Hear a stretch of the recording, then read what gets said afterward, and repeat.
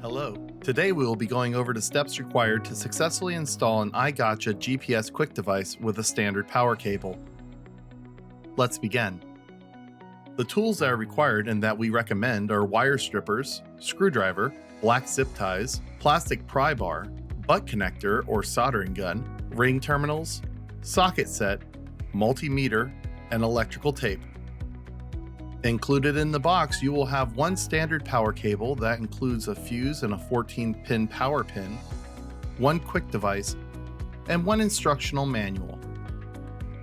Download the iGotcha GPS app from the Apple App Store or Google Play. Log into your account and follow the app instructions included in your box. You'll be able to scan the GPS device's barcode along with the car's VIN to register the device to the vehicle. Prepare for the installation by stripping the red and black wires of the power cable. These are the only two wires you will need for this installation. You can trim yellow, green, and white wires down to the black protective wire cover.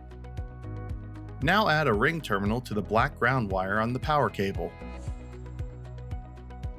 Using your plastic pry bar, remove the vehicle's dash and supporting bars. Using the vehicle's wire guide or multimeter, locate a 12-volt constant power source.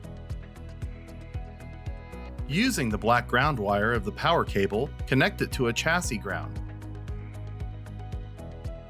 Again, best practice is to use a ring terminal and always connect this wire first.